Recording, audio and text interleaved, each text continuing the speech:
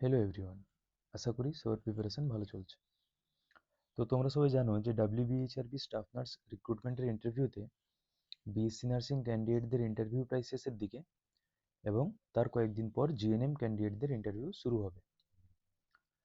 তো এই BSc interview যাদের এখনো বাকি আছে এবং যে জিএনএম ক্যান্ডিডেটদের ইন্টারভিউ শুরু হবে তাদের সবার জন্যই আজকের ভিডিওটা খুবই ভাইটাল, কারণ আজ আমরা আলোচনা করব ইন্টারভিউ বোর্ডে সবচেয়ে বেশি ধরা অবসগাইনি রিকল কোশ্চেনগুলো নিয়ে। ইন্টারভিউ বোর্ড ঠিক কী উত্তর শুনতে চাই সেই অনুযায়ী আমি এই ভিডিওটা বানিয়েছি এবং এই পিডিএফটা তৈরি করেছি। তো পিডিএফটা আজই আমাদের যে হোয়াটসঅ্যাপ চ্যানেল সেই চ্যানেলে পেয়ে যাবেন, তো সেই হোয়াটসঅ্যাপ চ্যানেলে জয়েন করতে পারেন। তো এরপর দেখে নেব একে একে কোন কোশ্চেন সবচেয়ে বেশিবার করে জিজ্ঞেস করা হয়েছে। প্রথম হলো স্টেজেস অফ নর্মাল লেবার, অনেকবার জিজ্ঞেস করেছে, অনেকজনকে জিজ্ঞেস করেছে। তো শুরুতেই স্টেজেস অফ নর্মাল লেবার দেখে নেব।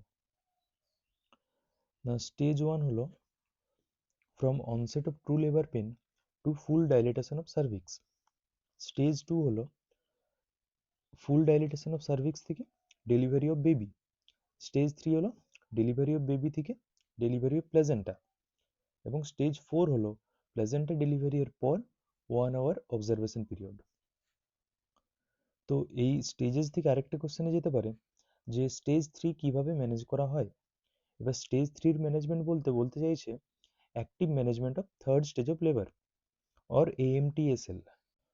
তো active management of third stage of labour কীভাবে করা হয়? প্রথমে যেটা করতে হয় সেটা হলো যে আরেকটা বাচ্চা আছে কিনা, অর্থাৎ টুইন প্রেগনেন্সি কিনা সেটা রুল আউট করতে হবে। তো first rule out presence of another baby. তারপর যে কোনো ইউটেরোটনিক দেওয়া হয়, কিন্তু প্রিফার করা হয় যেটা সেটা হলো অক্সিটোসিন। তাহলে 10 ইন্টারন্যাশনাল ইউনিট অক্সিটোসিন দিতে হবে বাচ্চা ডেলিভার হওয়ার 1 মিনিটের মধ্যে। এরপর আসি ডিলেড কর্ড ক্ল্যাম্পিং। না, সমস্ত বাচ্চার ক্ষেত্রেই ডিলেড কর্ড ক্ল্যাম্পিং করা হয়, একমাত্র একটা কন্ট্রাইন্ডিকেশন আছে, সেটা হলো নন ভিগারাস বেবি। নন ভিগারাস বেবি অর্থাৎ যে বাচ্চার রিসাসিটেশন লাগবে তাকে বলা হচ্ছে নন ভিগারাস বেবি। তো সেই ক্ষেত্রে সময় নষ্ট না করে কর্ড ক্ল্যাম্পিং তাড়াতাড়ি করে বাচ্চাকে রিসাসিটেট করা হয়। এবং 4 নম্বর পয়েন্ট হলো কন্ট্রোল কন্ট্রাকশন, যেটা হচ্ছে modified Brandt Andrews method. Control contraction করে প্লেজেন্টা ডেলিভার করা হয়। তো active management of third stage of লেবারের অ্যাডভান্টেজ কি কি? না, it minimises blood loss, so the need to manage PPH decreases, and it shortens the duration of third stage of labor to half. এবং যেহেতু blood loss কম হচ্ছে, maternal অ্যানিমিয়াও কমে। তো stages of labour শেষ হলো। এরপর আসি পার্টোগ্রাফ টপিকে। যে পার্টোগ্রাফ কি? না, পার্টোগ্রাফ হলো গ্রাফিক্যাল রিপ্রেজেন্টেশন অফ কি ইভেন্টস ইন লেবার। পার্টোগ্রাফের একটা মেডিকো-লিগ্যাল ভ্যালু রয়েছে। তো দু রকমের পার্টোগ্রাফ আছে, WHO মডিফাইড পার্টোগ্রাফ এবং WHO লেবার কেয়ার গাইড। যে বর্তমানে WHO labour care guide follow করার কথা হলেও অনেক গ্রামীণ হাসপাতালে এখনও WHO মডিফাইড পার্টোগ্রাফ ইউজ করা হয়। যাই হোক, দুটোই জেনে রাখতে হবে এবং দুটো ডিফারেন্সও জানতে হবে। তো WHO মডিফাইড পার্টোগ্রাফ যেটা, তাতে অ্যাক্টিভ স্টেজ শুরু করা হয়, অ্যাক্টিভ স্টেজ ধরা হয় 4 সেমি ডাইলিটেশন থেকে, এবং ফার্স্ট স্টেজে সার্ভাইকাল ডাইলিটেশনের রেট ধরা হয় 1 সেমি পার আওয়ার। তো এটা প্লট করলে যে লাইনটা হয় সেটা হলো alert line. Anything left to the alert line is normal and anything right of the alert line is slow progress. তো এই alert লাইনকে ট্রান্সফার লাইনও বলা হয়, কারণ যখন পিএইচসিতে পেশেন্ট অ্যাক্টিভ লেবারে থাকে তখন এই alert লাইন ক্রস করলে পেশেন্টকে রেফার করতে হয়। আর alert লাইনের 4 ঘন্টা রাইটে অ্যাকশন লাইন প্লট করা হয়, এই অ্যাকশন লাইন ক্রস করলে ইমিডিয়েট ডেলিভারি করতে হয়। এরপর আসি WHO লেবার কেয়ার গাইডে। এখানে যে ডিফারেন্সগুলো হচ্ছে যে WHO লেবার কেয়ার গাইডে অ্যাক্টিভ ফেজ ধরা হয় 5 সেমি ডাইলেটেশন থেকে, এবং এখানে কোনো অ্যালার্ট লাইন বা অ্যাকশন লাইন থাকে না। 5 সেমি এর পর টাইম বেসড ক্রাইটেরিয়া থাকে যে কত সেমিতে কতক্ষণ অপেক্ষা করা যাবে। যেমন 5 সেমিতে 6 ঘন্টা অপেক্ষা করতে পারি, 6 সেমিতে 5 ঘন্টা, 7 সেমিতে 3 ঘন্টা, 8 সেমিতে 2.5 আওয়ার্স, 9 সেমিতে 2 আওয়ার্স অপেক্ষা করা যায়।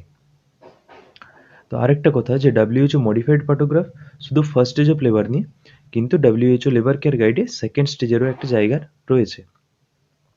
আরেকটা ডিফারেন্স হলো যে WHO মডিফাইড পার্টোগ্রাফে শুধু সার্ভাইকাল ডাইলিটেশন দেখা হতো, কিন্তু WHO লেবার কেয়ার গাইডে ডাইলেটেশনের সাথে সাথে সাপোর্টিভ কেয়ারও নজর দেওয়া হয়, যে পেশেন্টের সাথে কম্পেনিয়ন আছে কিনা, পেন রিলিফের ব্যবস্থা হয়েছে কিনা, এইসব জিনিসগুলো দেখা হয়। এরপর আসি প্রিক্লামসিয়া এবং ইক্লামসিয়া, মোস্ট ইম্পর্টেন্ট দুটো টপিক, যে দুটো জিজ্ঞেস করছে। তো প্রিক্লামসিয়া কাকে বলে না, 20 উইক পিরিয়ড অফ জেস্টেশনের পর বিপি যদি 140/90 চেয়ে বেশি হয় এবং তার সাথে প্রোটিনিউরিয়া থাকে, তখন তাকে বলবো প্রিক্লামসিয়া। এবং প্রিক্লামসিয়া পেশেন্টে যদি জেনারেলাইজড টনিক ক্লিনিক সিজার দেখা যায়, তখন সেটা হলো ইক্লামসিয়া। তো প্রিক্লামসিয়া কীভাবে ম্যানেজ করবে? তো যদি মাইল্ড প্রিক্লামসিয়া হয়, তখন পেশেন্ট রেস্টে থাকবে, ডেলি এই কয়েকটা টেস্ট করে দেখতে হবে, এবং যদি কমপ্লিট কন্ট্রোলে থাকে প্রিক্লামসিয়া, তখন প্রেগনেন্সি কন্টিনিউ করা হবে 37 উইকস অবধি। এবং সিভিয়ার প্রিক্লামসিয়াতে যদি বিপি আন্ডার কন্ট্রোলে থাকে, তখন প্রেগনেন্সি টার্মিনেট করা হবে 34 উইকসে। কিন্তু যদি প্রিক্লামসিয়াতে ইক্লামসিয়া হয়ে যায় বা হেল্প সিন্ড্রোম এইসব কমপ্লিকেশন যদি হয়, তখন প্রেগনেন্সি সাথে সাথে টার্মিনেট করতে হবে। ইক্লামসিয়া প্রোফাইল্যাক্সিসের জন্য ম্যাগ সালফেট দিতে হবে, এবং হাইপারটেনশন কন্ট্রোলের জন্য আইভি লেভেটালল দিতে হবে।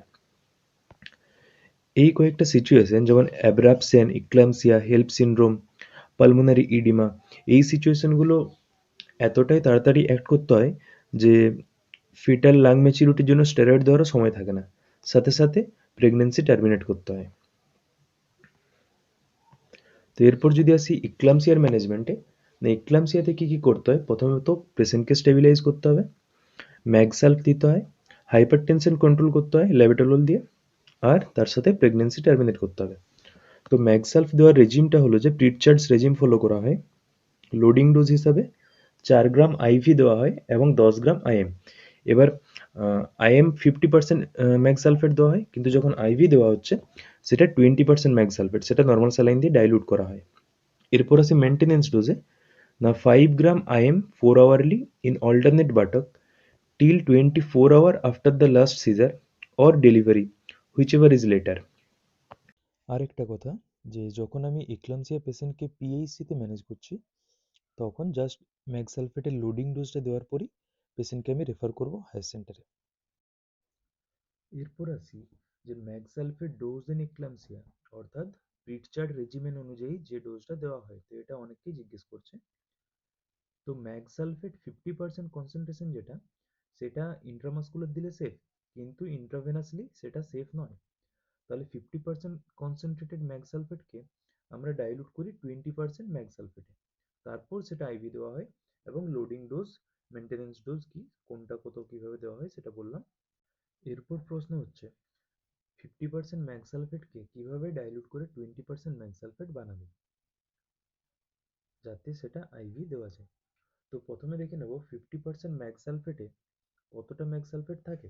না 50% এমজিএসও4, অর্থাৎ যদি আমি 100 ml এমজিএসও4 নিই, তার মধ্যে 50 গ্রাম এমজিএসও4 আছে। তো সিমিলারলি 8 ml এর মধ্যে 4 গ্রাম এমজিএসও4 আছে। এরপর যদি আমি ডাইলুয়েন্ট হিসাবে 12 ml নর্মাল স্যালাইন অ্যাড করি, তখন সলিউশনটা টোটাল ভলিউম হয় 20 ml। এবং এই 20 ml এর মধ্যে ম্যাগ সালফেট সেই 4 গ্রামই আছে, কারণ ম্যাগ সালফেট আর আমি অ্যাড করিনি। তো 20 ml এ 4 গ্রাম ম্যাগ সালফেট আছে, 100 ml এ 20 গ্রাম ম্যাগ সালফেট আছে। তো এই জন্য সলিউশনটার কনসেন্ট্রেশন হলো 20% এমজিএসও4। এই 20% এমজিএসও4 এরপর আমি আইভি দিতে পারি। তো এইভাবে ডাইলুট করে ম্যাগ সালফেট 50% থেকে 20% কনসেন্ট্রেশনে নিয়ে আসতে হবে, এবং এই কোশ্চেনটা অনেকেই জিজ্ঞেস করছে। পরের প্রশ্ন হচ্ছে, প্রেগনেন্সিতে এসটিএস মানে কি? এসটিএস হলো সেকেন্ড ট্রাইমেস্টার স্ক্রিনিং। তো এসটিএস এর ইম্পর্টেন্স কি, মানে কেন করা হয়? না সেকেন্ড ট্রাইমেস্টার স্ক্রিনিং করা হয় এই জেনেটিক কন্ডিশনগুলো রিস্ক অ্যাসেস করতে, অর্থাৎ যেমন down syndrome, Edward syndrome, Patau syndrome, এগুলো রিস্ক অ্যাসেস করতে করা হয়। এবং তার সাথে কিছু স্ট্রাকচারাল ডিফেক্ট ডিটেকশনের জন্য ইউজ হয়, যেমন স্পাইনা বাইফিডা। তো যদি জিজ্ঞেস করে যে এসটিএস এ কি কি টেস্ট করা হয়, না ট্রিপল টেস্ট আছে আর কোয়াড্রুপল টেস্ট আছে। ট্রিপল টেস্টে 3টে টেস্ট, অর্থাৎ free beta hCG, unconjugated estriol, alpha fetoprotein, এগুলো করা হয়। কোয়াড্রুপল টেস্টে এই তিনটের সাথে ইনহিবিন এ টেস্ট করা হয়।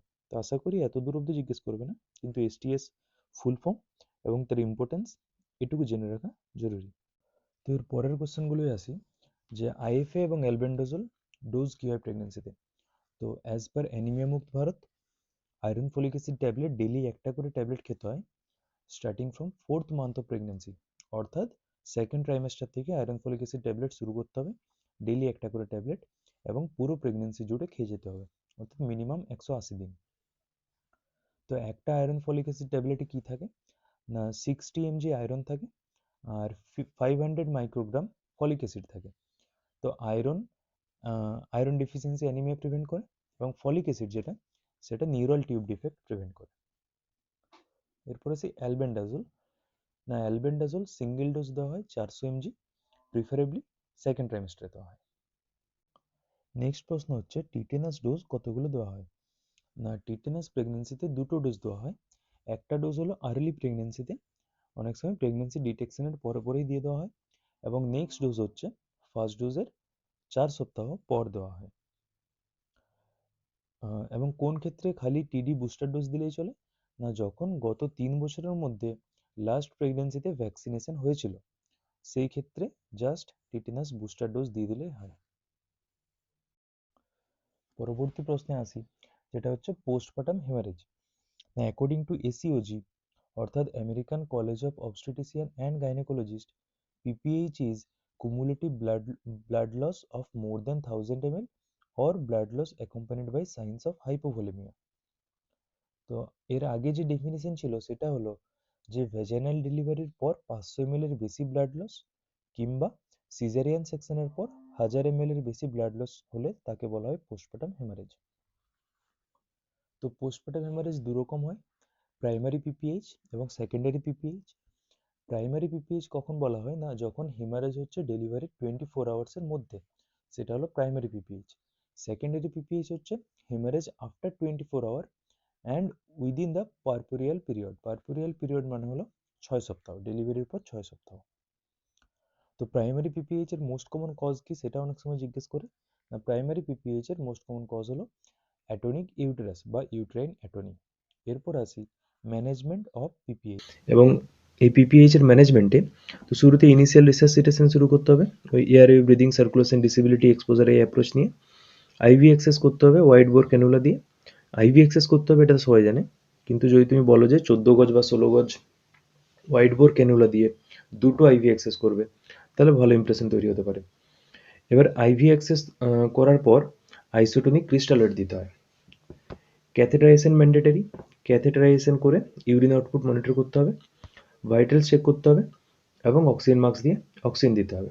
তো এরপর ইউট্রাইন অ্যাটোনির জন্য পিপিএইচ হয়েছে কিনা সেটা বোঝার জন্য ইউট্রাস প্যালপেট করে দেখতে হবে। নর্মাল ইউট্রাসের কনসিস্টেন্সি ক্রিকেট বলের মতো হয়।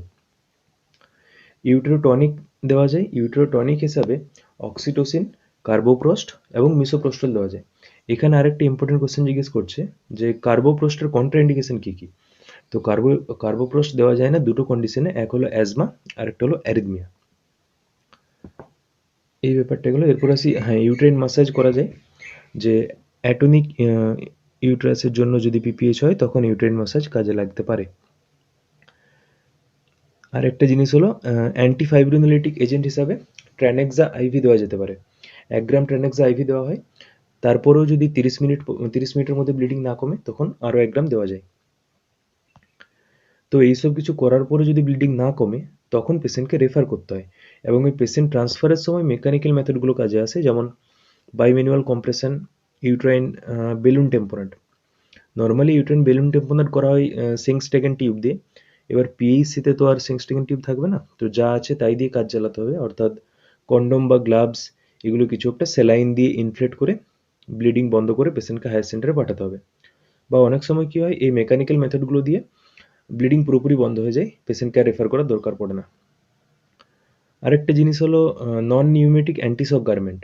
ট্রান্সফারের সময় পেশেন্টকে স্টেবল রাখতে ইউজ করা হয়, তবে পিএইচসিতে এসব অ্যাভেলেবেল থাকবে না। যাই হোক, পিপিএইচ শেষ হলো। তো অবসগাইনি থেকে যে কোশ্চেনগুলো আমি জানতে পেরেছি সেগুলো নিয়ে ডিসকাস করলাম। তো আরও যদি কিছু কোশ্চেন থাকে তোমাদের জানার থাকে সেটা কমেন্টে জানাতে পারো, সেটা নিয়ে ভিডিও বানানোর চেষ্টা করব। এবং পরবর্তী ভিডিওর জন্য চ্যানেলটি সাবস্ক্রাইব করো এবং হোয়াটসঅ্যাপ চ্যানেলে জয়েন করতে পারো। ধন্যবাদ।